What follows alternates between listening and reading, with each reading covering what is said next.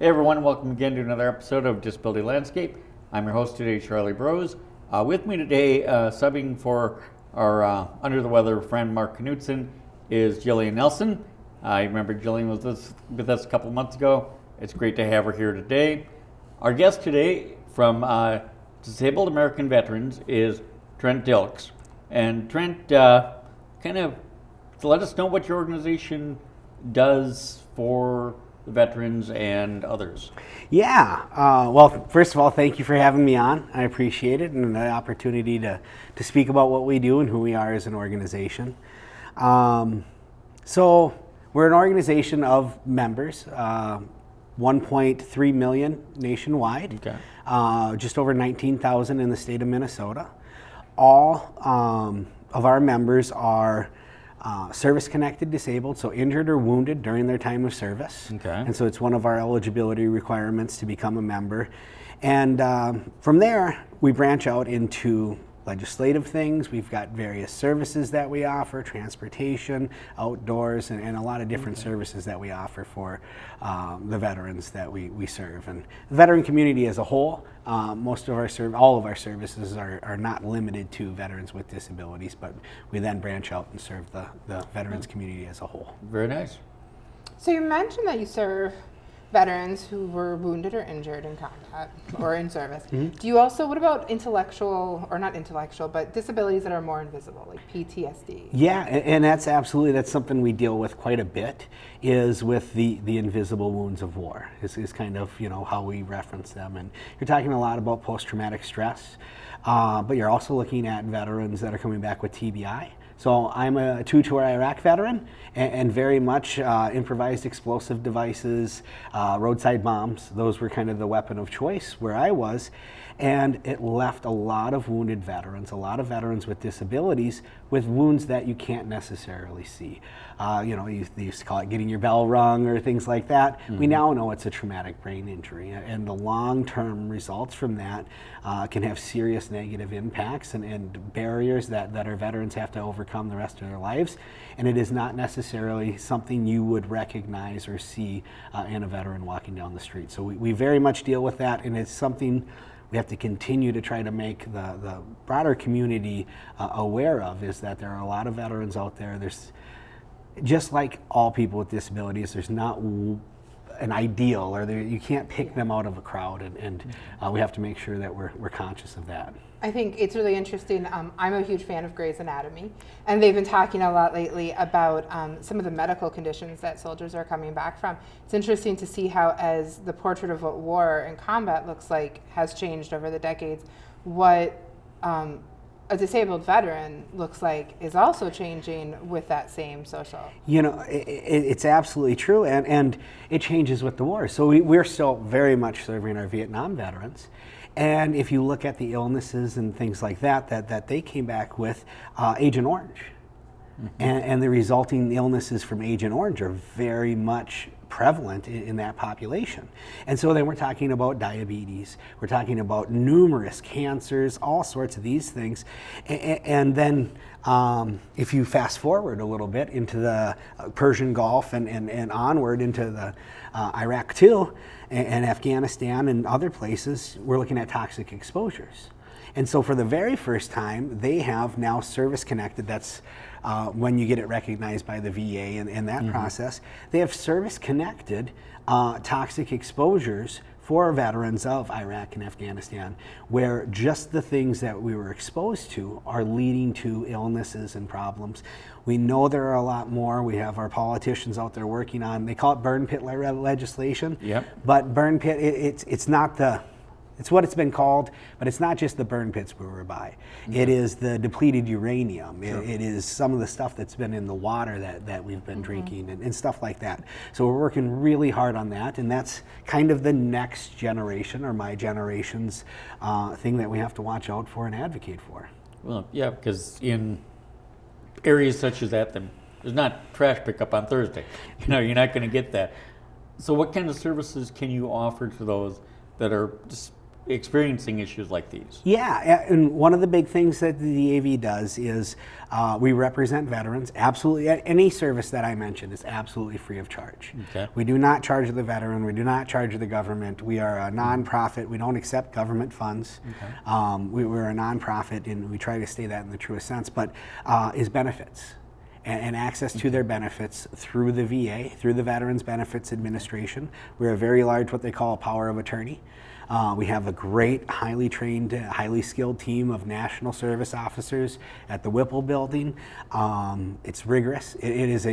We probably have the most rigorous training program to get them ready to file claims.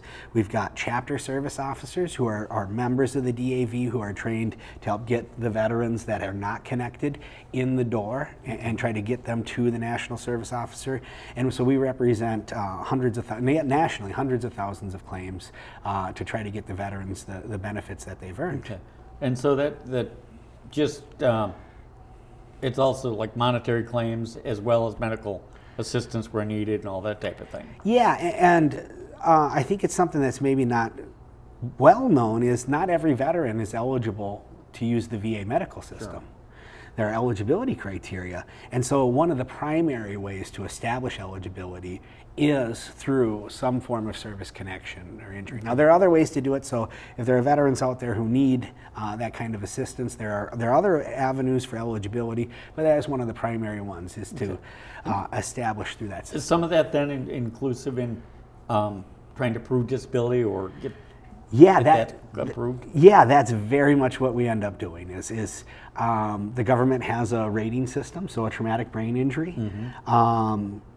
I think a lot of people would be shocked if they took the time to look at what is rated and how it's compensated. The loss of the ability to communicate verbally is not 100%. Right. It's rated at 70%, and so there's some pretty strict guidelines. But that's essentially what we're doing, is trying to take the proof of the injury, the current diagnosis, connection from the injury or wound in service to the current diagnosis, and get the VA to say, yes, it's more likely than not that this disability is related to your service. As Jillian made her television reference, I'll make mine. United States of Al last week. It focuses on a Afghanistan veteran who had finally gotten his determination letter at 75%, but he'd been home 2 years before. So is it that kind of a lengthy process to get that determination? Absolutely, it can be a very lengthy process. For some veterans, if the paperwork was done right while you were in service, it might be very quick, and for others, I've known fighting for years. If you've maybe heard of a group, the Blue Water Navy veterans. I believe so, yeah. All right, Blue Water Navy veterans served off the shores of Vietnam, and we're trying very hard to reach out to them right now.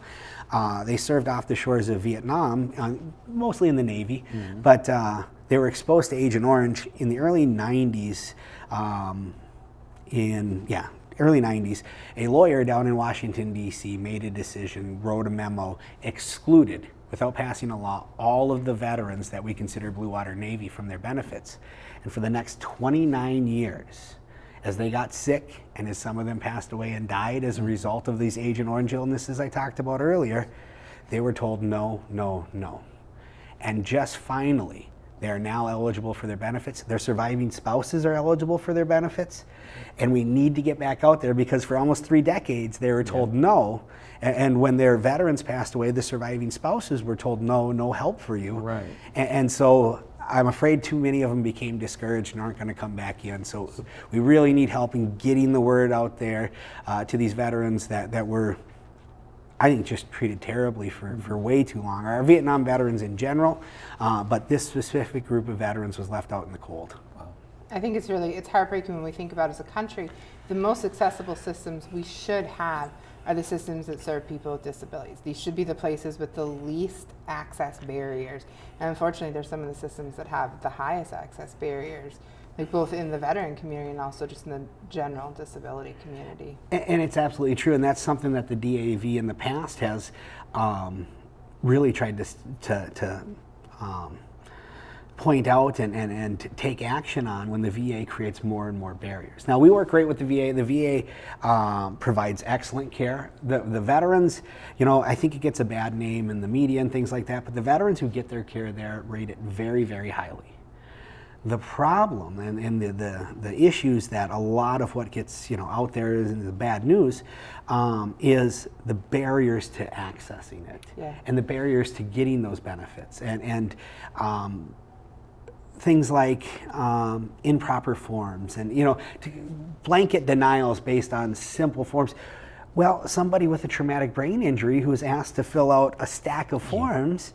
And now you can dismiss the entire thing and not establish back pay based on one incorrect form. You're absolutely right. It's something that we try to watch out for. We try to advocate for greater accessibility, which should be a model that can be exported to help the greater community of people with disabilities.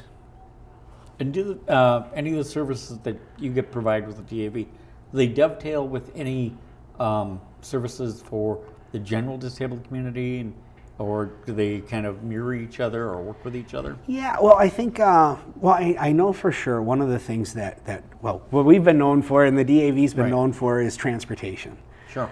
We've been, transportation since Mr. Ford borrowed us the first set of Model Ts we got, and we've been doing it ever since. And that is, for the veterans community, absolutely the number one barrier to getting the care that they need and the help they need is transportation. Especially when you look at the VA's regional model. You have the Minneapolis VA, you have the St. Cloud VA. Okay. Now, if you look at where public transportation is available, they have to cover huge areas of Minnesota without transportation, if you're in the metro and you can navigate the metro system and you're able to, you might be able to get to the Minneapolis VA eventually. If you're in St. Cloud, there is, some metro transportation there. But if you're 10 miles outside of St. Cloud and you don't have transportation, you might as well be 500 miles from the hospital. Because there is, especially if you don't have the private means to fund it. So we've been in transportation in Minnesota. We've got 36 vehicles spread across the state. Volunteer drivers that are transporting our veterans, their caretakers, to their VA appointments, absolutely free. We do not charge the veteran. We don't solicit donations from the people that we transport, and we do not get money from the VA for the mileage. So we work in cooperation with the VA, but we don't charge them or receive funds. What's the longest trek you'll make? We have had some amazing volunteers. We have set up rides up to the Canadian border from the metro here, so up to International Falls. We have used systems of volunteers from other states to get out to like Rapid City and places like that. There's a treatment program out there, West River, South Dakota. We've absolutely been able to reach out and get the guy up in International Falls has to flag down a moose to get down here, pretty much. There are some volunteers up on the Canadian border that will drive down overnight, stay overnight, so the veteran can go to their appointment in the morning and drive back up.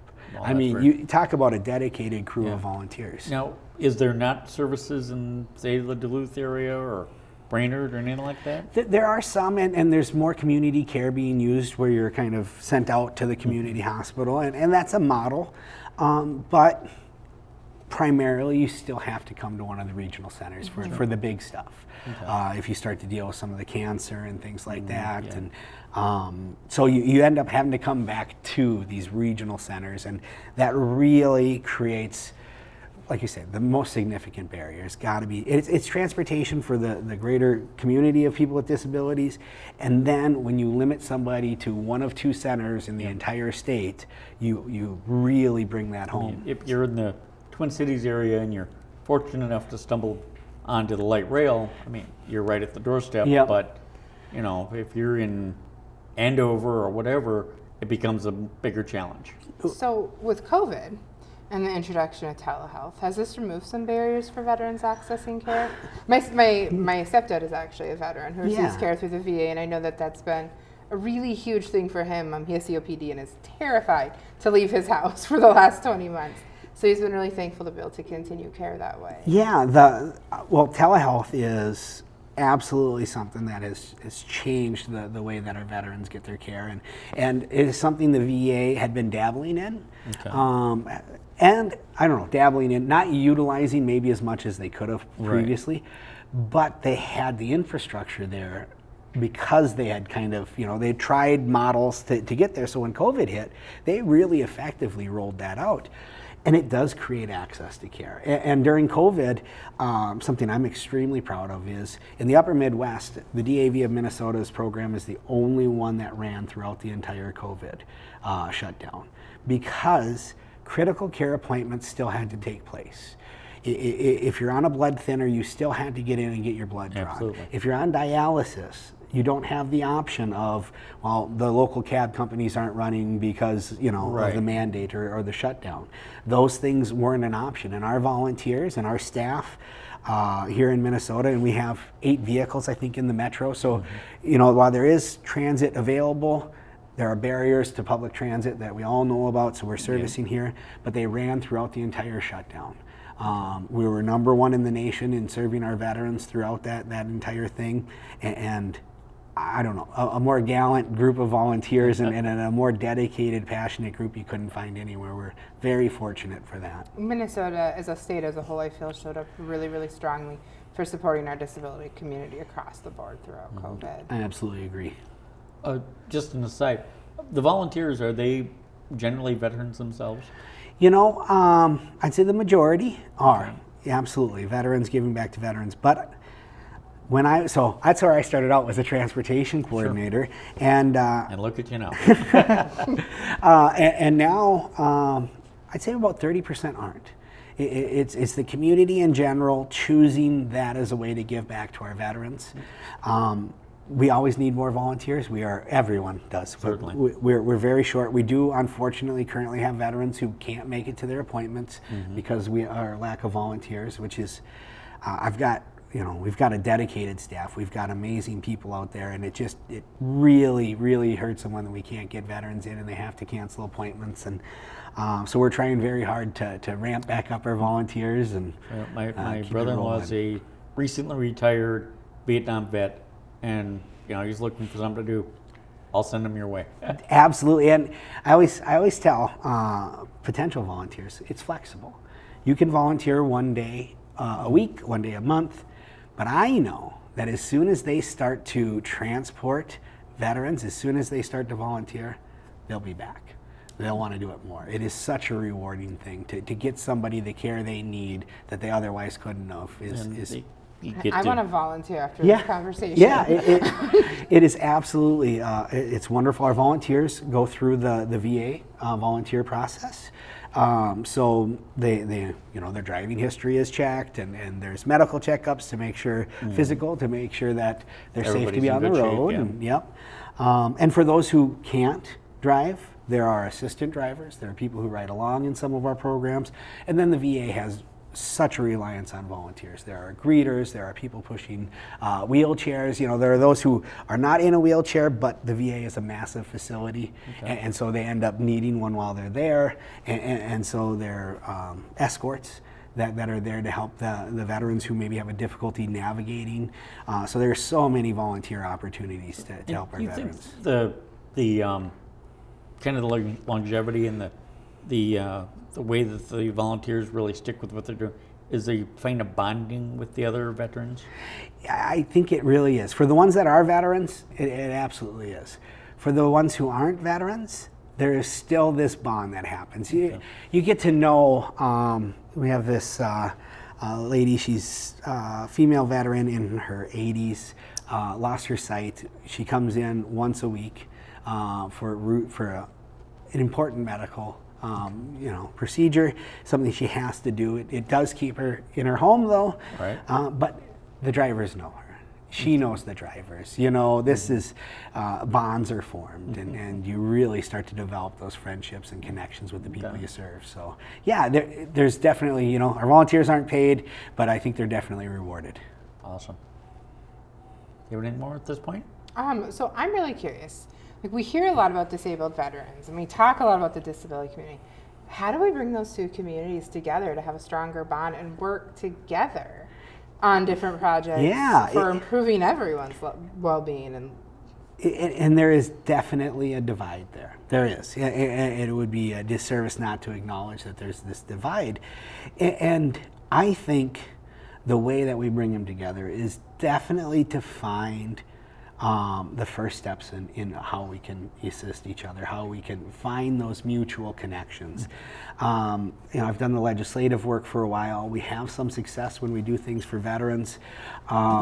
There might be programs out there that the greater disability community is pushing for that they can't get past, that would serve the veteran community, the veterans with disability community, and maybe we need to prove a concept. Maybe we need to show something works. And so there are these ways that I think we have to start. An excellent example of this, I've been advocating for years for service dogs for autistic adults. And I go to the service dog providers and like, well, what would a service dog do for an autistic adult? I'm like, the same things it does for a veteran with PTSD. Like they look a lot at like service dogs for autistic kids as being there to prevent elopement. And if you're an adult, who are you going to run from? Yourself? But like it's the same things. It's the managing anxiety. It's the triggering. It's the deep pressure. It's the social kind of, the dog is there to support the social interactions. And I really model a lot like the same things that a dog would do for a veteran returning with PTSD is the same thing it can do for an adult with autism. And I think one of the things that we could do better as a veteran community is understand that there are more ways to serve and continue to serve. So I serve on the Minnesota Council on Disability. There are ways to serve the greater disability community. And there is a mission there, and there is a lot of important and hard work that needs to be done. And keeping this divide and this gap in between the two is not going to get any of that work done. So we have to be reaching out to each other. We have to do things like this, and build bridges. Vice versa. Like there's a lot that the disability community, that those of us that have lived our whole lives with disabilities, like we've spent our whole life learning how to adapt to a world that's not made for us. How much knowledge could we share with veterans that are just coming into the disability life later on? Yeah. And have to learn all those tricks that we've learned our whole lives. Absolutely. And I've been doing this, serving the veteran community for almost a decade now.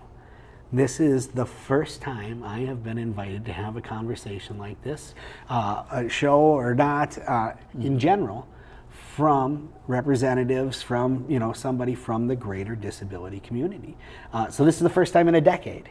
So if you want to talk about, and I've been relatively involved, it's kind of busy, and this is the first time I've had this opportunity. So both sides, I think, to answer your questions, both sides need to work a little bit harder on reaching out and finding the common ground. We do have overlapping missions. We have overlapping spirits of service and things like that we can work towards. And as Jillian had mentioned, I mean, over the last 20 years, we've had a lot of younger gentlemen, service members getting injured, getting disabled, in the process of doing their job. You guys must have a lot to help with that transition for them. Yeah, and there could be more. There could be more. And I guess my thought is, there are so many programs out there for people who are born with disabilities, that kind of, is to maybe get them together with them. Yeah. Because they can learn and go, okay, this ain't so bad. Yeah, and I think of Iraq, of the war I served in, and the number of amputees. Sure. The deaths were way down when you look at the KIA, but that's because of medical advancement. Yeah. And so when you look at the amputees, the numbers were way up. The loss of limb was way up compared to previous wars. Yeah. And you have people, family members that were born without, and that have adapted to that, and could be such a resource to somebody who is learning how to live without a hand later in life, or the loss of a limb. And that's exactly what I'm talking about. When we could bridge that divide a little bit better, we could really serve each other's communities. There's an opportunity to learn from each other. Yeah, absolutely. There's still, I can't imagine, even though I wasn't diagnosed until I was an adult, I still always lived with the same disability. It was always there, whether or not they had a name for it. But that's a very giant shift to all of a sudden experience the world in a very different way. And I think it's also in a place where coming back as a veteran who left non-disabled and coming home with a disability is a really great way to kind of also educate other people, whether it's the members of the public or the legislation or the legislators, about that drastic difference. Like, you don't understand how inaccessible the world is with a disability if you haven't experienced the world with a disability. And our veterans have a really, really powerful story to be able to say, I know what it was like to live without a disability. Now these are the challenges I'm facing. And this is because I gave to my country. Yeah. And there are thousands and millions of people in our country that are veterans that are living with disabilities, but then there's also all the other people with disabilities. And I think sometimes the people, like the general public or legislators, forget that this is the one marginalized group that anyone can join at any single second. Whether you're going to war, whether you're going into a medical procedure, whether you are walking down the street, at any given second, anyone can join the ranks of the disability community. There's no discrimination. And it's absolutely true. It's absolutely true. And just a wonderful point.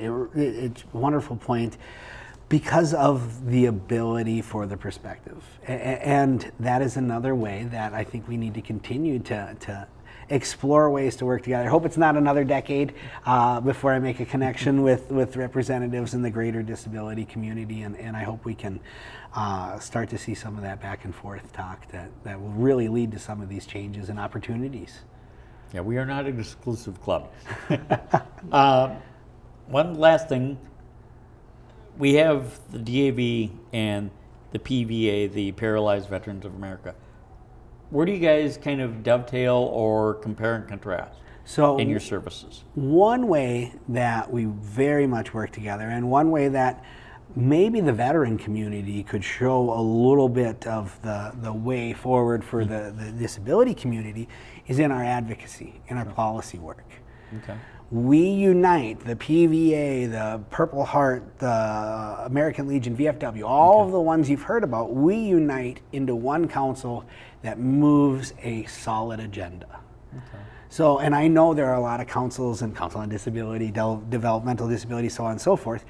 When you splinter and everybody moves their own agenda, right? You don't have that push. So PVA, Paralyzed Veterans of America, we work very closely with them on that.